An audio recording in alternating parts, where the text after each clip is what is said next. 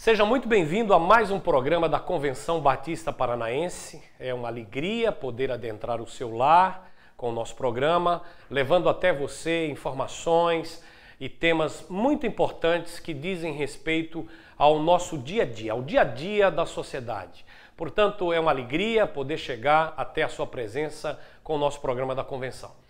Neste programa nós estamos recebendo a presença nos nossos estúdios do nosso querido irmão Ademar Marques, ele que é o secretário executivo da Agenda 21 na região de Passo Fundo, na cidade de Passo Fundo, no Rio Grande do Sul e região, e também é formado em teologia pelo Seminário Batista do Norte do Brasil, lá em Recife, nosso conterrâneo pernambucano, e vai estar conversando conosco neste programa sobre a importância da igreja diante da sociedade, diante dos desafios da sociedade atual. Portanto, nós já vamos aproveitar, dando oportunidade para que você possa fazer as saudações ao nosso telespectador, Ademar, e perguntando para você já de início, né, o que significa a Agenda 21, já que você é o nosso secretário executivo ali na região de Passo Fundo, um batista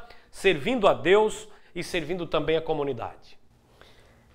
João, realmente é um prazer poder participar desse programa, uma alegria poder reencontrá-lo, ter participado de um evento dessa natureza, no qual estamos envolvidos aqui em Florianópolis, e dizer que a Agenda 21 ela é o compromisso global pelo desenvolvimento sustentável. Desde a década de 70, há um questionamento e o mundo passou a questionar qual o destino do planeta. Porque o modelo de desenvolvimento colocado, posto no mundo, ele usufruía do meio ambiente sem nenhuma responsabilidade, sem respeitar o ciclo da vida. E a partir de Estocolmo, há um desenho de pensar no desenvolvimento econômico sem desconsiderar e respeitar o ciclo da vida, né? Sem deixar de respeitar o meio ambiente. Então a Rio 92, que o Brasil em 1992 cedia a Conferência das Nações Unidas para o Desenvolvimento, passa a ser desenvolvimento sustentável com esta perspectiva, com esta abrangência. Então, durante a Rio 92, foi assumida uma série de compromissos global, né, em que 179 países foram signatários da chamada Agenda 21 Global. E por que agenda? Porque é com uma agenda que a gente assume compromissos. E este seria um compromisso para os países para pensar no desenvolvimento de forma sustentável, respeitando, como eu disse, esse ciclo da vida. Ou seja, eu não posso pensar em montar uma fábrica. O importante não é só ter emprego para as pessoas, mas é importante eu respeitar as nascentes, os rios, eu não desmatar, né? Então, este cuidado ele é fundamental. Então, eu pensar em desenvolvimento, eu tenho que pensar que o que eu estou construindo, ele tem que ser para as futuras gerações. Porque nós chegamos a um nível de saturação no planeta. Aquilo que as pessoas imaginavam até a década de 70, de que os recursos naturais são infinitos, se deram contas a partir da comunidade científica de que são finitos sim, se nós não respeitarmos. Então é importante cuidar, preservar. Preservar, exatamente. E, mais do que nunca, criamos uma cultura de antropocentrismo, quer dizer, o homem é o centro. O homem não é o centro, ele é parte desse universo como um todo. E se nós olharmos do ponto de vista, nós como cristãos, não podemos abrir mão disto, né? Deus, o Criador, é isto que ele faz, ele cria esta base. E antes de criar o homem, ele realmente o coloca e diz, gerencie, seja um mordomo, cuide realmente desta terra. Então essa era uma tarefa de todos os seres humanos, de todos nós. Isso não é uma tarefa só do governo. Isso é uma tarefa da criança, da família, né? Então todos os nossos atos, eles têm consequências sim quando nós não temos esse cuidado. Então a Agenda 21 é uma agenda de compromisso que possibilita a cidade planejar de forma adequada, pensando nas futuras gerações, respeitando realmente o meio ambiente em todas as circunstâncias. Mas não é só o meio ambiente, é justiça social, é cuidar realmente das pessoas, pensar na economia em benefício das pessoas. Exatamente. Aí nós entramos também numa outra agenda e numa outra preocupação que me parece que a Agenda 21 também deve fazer parte da agenda da igreja. Ou seja, a igreja precisa também reconhecer a importância dela no contexto da sociedade, que é o tema do nosso programa, e fazer parte deste compromisso também assumido dentro da Agenda 21. Me parece que exatamente isso você veio abordando na palestra, nas suas palestras, excelentes palestras, por sinal, Ademar, aqui no nosso segundo congresso de igrejas relevantes, realizado em Florianópolis, onde nós tivemos o prazer de poder ouvi-lo e perceber que você deu bastante ênfase ao fato de que a igreja precisa estar preocupada também com esta agenda, ou seja, voltar-se muito mais para fora do que para dentro. Claro, cuidar daqueles que fazem parte dela, mas jamais deixar de olhar para aqueles que estão fora e que necessitam realmente de uma atenção muito especial. Não me parece isso? A Agenda 21, ela deve ser uma realidade também para a agenda da igreja. Eu acho relevante o que tu estás colocando e é importante a gente dizer que a agenda da sustentabilidade ela é um projeto de Deus. Aliás, a Bíblia já nos demonstra isso. Antes de existir uma agenda global de compromisso, esta agenda universal ela já é proposto realmente por Deus. Então, os que são conhecedores da Bíblia sabem muito bem disto, que esse é o propósito de Deus. Ele pensou neste equilíbrio, nesta forma responsável que nós temos em cuidar e preservar. E o papel da igreja ela deve estar comprometida em não só resgatar, mas assegurar que a sua mensagem ela seja com esse propósito de garantir a sustentabilidade. Sustentabilidade nos seus diversos aspectos, né? Como eu já coloquei. Do ponto de vista da necessidade humana, é impossível nós pensarmos que eu posso construir uma hidrelétrica, que ela é importante para o desenvolvimento, sim, ela é fundamental, ela vai gerar energia, mas ela não pode colocar em risco o ser humano, como a gente tem visto projetos que não pensam nesse sentido. Então a igreja tem que ter esse cuidado e essa percepção, porque quando ela transmite a mensagem, ela tem que dizer a partir deste compromisso de que ela é responsável por aquilo que está realmente realizando no mundo. Então, quando ela transmite essa mensagem para as pessoas, ela tem que dizer que Deus está preocupado com a maneira como as pessoas estão, digamos, gerenciando este mundo.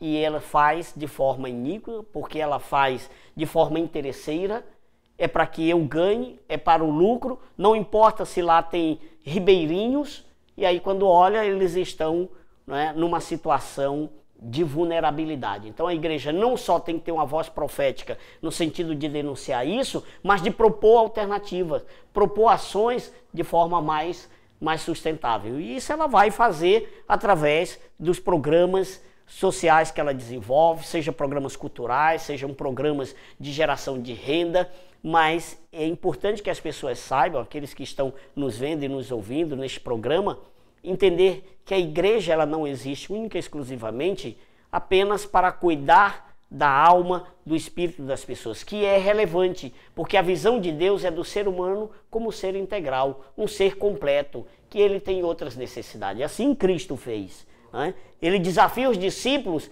quando tem lá uma multidão sem comer e acompanhando Cristo nos seus ensinos, que era um ensino impactante, um ensino de transformação, de mudança das pessoas, sair da sua condição de inércia, e os discípulos mandam cada um para a sua casa. E ele diz, não, dá-lhes vós de comer.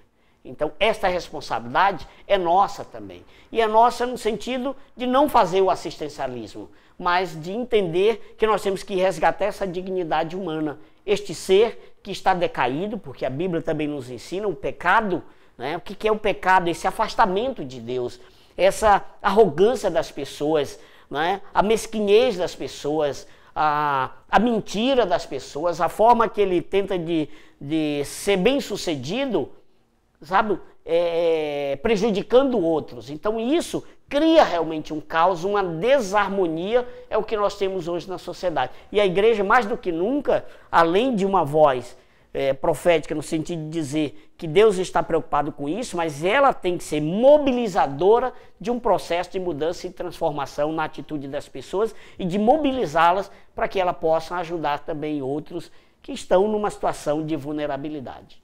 Inclusive, o René Padilha, que é o escritor do livro A Missão Integral da Igreja, traz isso de maneira muito clara, de maneira muito objetiva, ou seja, a igreja ela precisa compreender que ela cuida do ser humano integral, né? Corpo, alma, espírito. O fato é que a igreja precisa estar preocupada com o ser humano integral. E a gente vê isso nas próprias palavras de Jesus, Ademar, quando em Mateus, no capítulo 25, né, Jesus, falando acerca do juízo final, ele diz: quando o Filho do Homem vier como rei, com todos os anjos, ele se assentará no seu trono real. Todos os povos da terra se reunirão diante dele, e ele separará as pessoas umas das outras, assim como o pastor separa as ovelhas das cabras. Ele porá os bons à sua direita e os outros à esquerda. Então o rei dirá aos que estiverem à sua direita: venham vocês que são abençoados pelo meu Pai, venham e recebam o reino que o meu Pai preparou para vocês desde a criação do mundo. Pois eu estava com fome e vocês me deram comida. Estava com sede e me deram água. Era estrangeiro e me receberam em sua casa. Estava sem roupa e me vestiram. Estava doente e cuidaram de mim. Estava na cadeia, ou seja, estava preso, e foram me visitar. Então me parece, Ademar, que Jesus exatamente preocupava-se com o ser humano integral, com as necessidades do ser humano. Como é que você tem visto a igreja exatamente sob essa abordagem nos dias de hoje? A igreja ela tem realmente se preocupado com as pessoas, com os de fora, diante daquilo que a palavra de Deus desafia? Sim, hoje eu tenho uma clara compreensão que há um despertar de compreensão e entendimento, inclusive deste texto que você cita, que é bastante pertinente. Porque há um compromisso, os batistas, inclusive, têm esta compreensão na sua origem. Se a gente olha a nossa origem vem de atender realmente às necessidades do ser humano. Tá aí, ao longo da história, no mundo, mostra muito bem a preocupação com a educação, com colégios, não é? na área de saúde, com hospitais. Há sempre essa preocupação e agora mais, olhando na década de 80, isso ganha força para outras áreas como assistência social. E esta é uma compreensão da igreja. O que devemos ter cuidado que isso não pode ser usado como proselitismo. Isso é resultado da nossa fé. É o que o Tiago vai nos desafiar. Uma fé que não está acompanhada de ações, de obras, ela é morta. Ora, se ela é morta, Deus já nos desafiou, Paulo vai nos dizer lá em Romanos, e sem fé é impossível agradar a Deus. Então Deus se agrada de uma fé que ela é atuante, que ela é mobilizadora, que ela é transformadora, tirar a pessoa daquela inércia, daquela situação dela, para ela compreender que Deus, Ele realmente pode cuidar de nós. E cuida como? Através dos seus servos, dos seus filhos, atuando realmente no mundo, sendo solidário. É o que nós vamos ver em Atos. A igreja repartia, e é isso que nós temos que fazer. O meu ser humano não é meu inimigo, tanto que ele desafiou que eu tenho que amar, inclusive aquele que me maltrata. Não há nenhum problema. Então essa é uma fé ativa, proativa, não uma fé reativa. Ela tem que ser proativa, ela tem que ser cada vez mais contextualizada. E eu vejo isso nas igrejas. Aqui, neste congresso, nós podemos experimentar, experienciar diversas atividades e trabalhos e projetos que têm impactado, né? Nós não podemos aqui deixar de dizer o que é o projeto Cristolândia, que está impactando vidas. O que o poder público não está conseguindo fazer, e até muitos outros grupos, a Igreja Batista ela consegue direcionar isso, e grupos evangélicos de forma articulada, em parceria, estão impactando a vida daquelas pessoas, porque não só atende, entende, o seu espírito que está lá decaído, aquela pessoa que acha que é a última, que ela não consegue mais, mas ela também está tendo capacitação, pode realmente, há um trabalho com a sua família para que ela seja recuperada, um trabalho com o empresariado para ver se essas pessoas retornam a uma vida, né, dentro do mercado de trabalho. E nós poderíamos citar aqui trabalho com adolescentes que estão em medidas socioeducativas, então são trabalhos realmente desenvolvidos junto a estes jovens, além do que a gente vê tradicionalmente. Muitos deles em parceria, ou seja, a parceria torna-se uma ferramenta muito importante também para que a igreja possa fazer esse trabalho, né, em conjunto com outras instituições. Me parece... Ela é fundamental, que é diferente de aliança, entende? A parceria eu tenho pontualmente uma determinada objetivo e nós ali compactuamos com este e vamos conjuntamente juntar os nossos esforços, otimizar os nossos recursos para que esta atividade ela possa desenvolver. A igreja não precisa, ela não está associada ao Estado, ela é parceira porque ela está inserida como cidadã também no mundo, ela assim se torna relevante. Por quê? Porque ela se identifica, assim como Cristo se identificou com os problemas, com as mazelas do povo. Tanto que no final ele vai dizer, né, aqueles, afastai-vos de mim para o fogo eterno. Mas por que, Senhor? Diz, olha, porque eu tive fome e não me deste de comer. Eu tive sede e não me deste de beber. Estava nu e não me vestiste. Da mesma forma como ele elogiou e disse, vinde bendito, ele diz, afastai-vos de mim. E aí ele conclui dizendo, porque todas as vezes que deixastes de fazer, o problema não é o que eu faço, é o que eu deixo de fazer, ou seja, a minha omissão.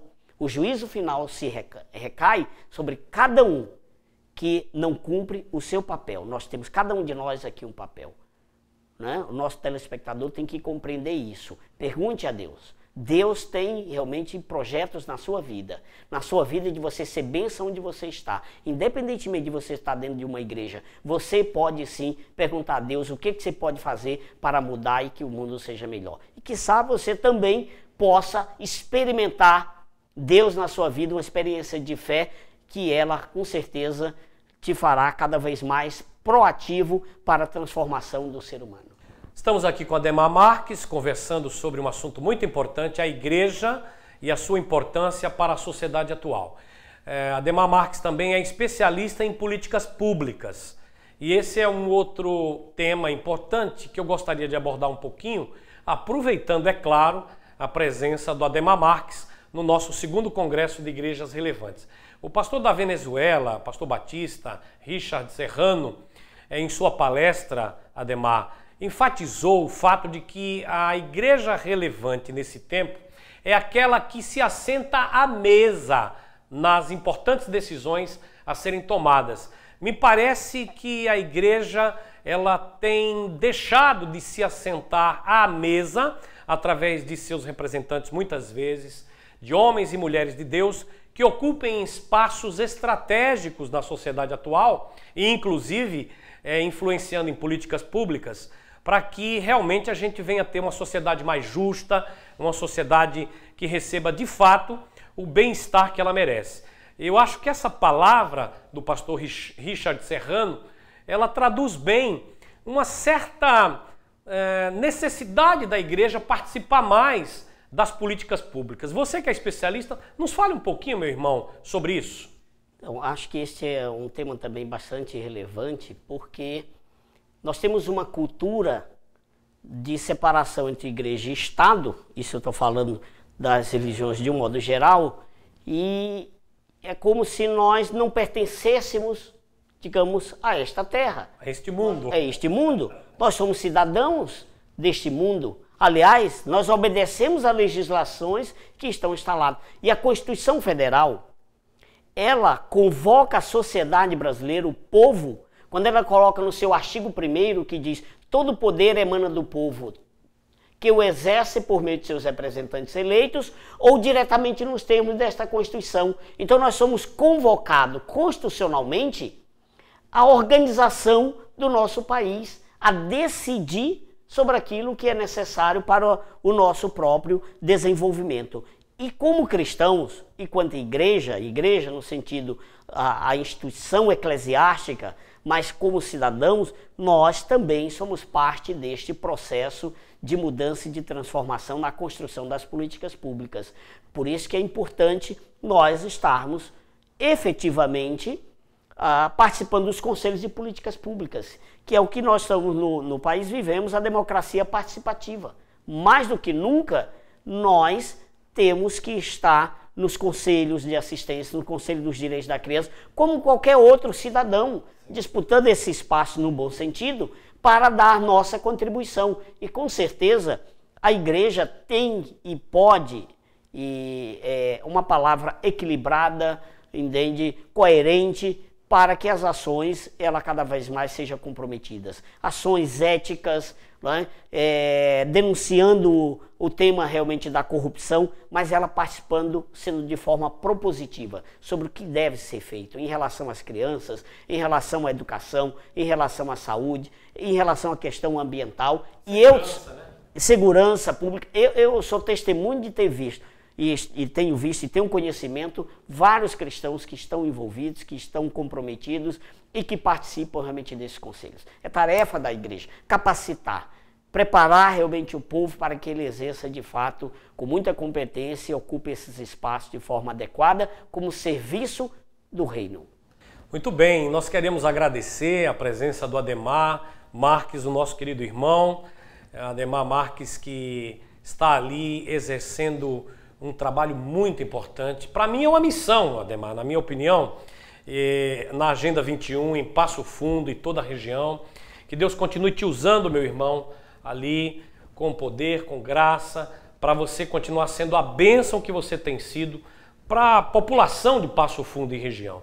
Nós, cristãos, louvamos a Deus pela tua vida, porque você é um destes cristãos que estão ocupando um importante espaço estratégico na sociedade. Muito obrigado e que Deus continue te abençoando, meu irmão. Bom, eu que agradeço, né? É um privilégio poder estar dialogando neste programa, parabenizar a convenção por este grande serviço à população. Isso é serviço realmente do reino, e que os que nos assistem possam sempre, né, neste horário, estar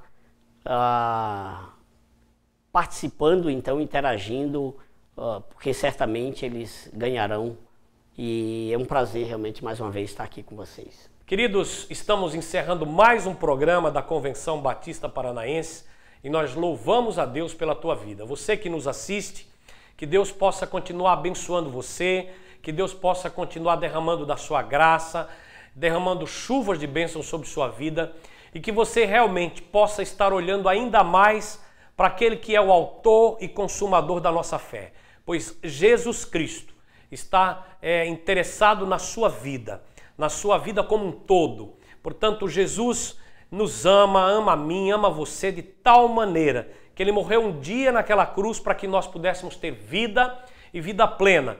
E esse é o objetivo também do programa da Convenção Batista Paranaense, levar até você a vida que é Jesus, através de vários temas que são pertinentes aos nossos dia a dias. Portanto, que Deus continue abençoando você. Eu vou estar, nesse momento, encerrando com oração, pedindo que Deus derrame sobre sua vida e sobre sua família as suas mais ricas bênçãos. Que Deus assim te abençoe. Oremos então. Nosso Deus, nosso Pai, nós te somos gratos. Te somos gratos por vidas como as do Ademar Marques, que tem sido um instrumento nas tuas mãos. Ele que tem se colocado à tua disposição para ser, Senhor, bênção na vida dos cidadãos de Passo Fundo, na cidade do Rio Grande do Sul. Foi bênção aqui nesses dias, no 2º Congresso de Igrejas Relevantes em Florianópolis, em nossas vidas, trazendo-nos uma palavra que impactou a todos nós, uma palavra vinda do Senhor e que faz com que repensemos a cada dia a importância como igreja que somos no contexto da sociedade. E agora nós oramos e pedimos ao Senhor pela vida do nosso querido e da nossa querida telespectadora. Que o Senhor esteja abençoando, derramando da sua graça, da sua presença, da sua misericórdia sobre a vida de cada um daqueles que nos assistem nesse momento. Nós pedimos assim, Senhor, que o Senhor esteja derramando da sua presença, da tua paz na vida de cada um, nas famílias que nos assistem nesse momento. E nós, portanto, te louvamos no nome santo e no nome poderoso de Jesus. Amém. Deus abençoe e até uma outra oportunidade.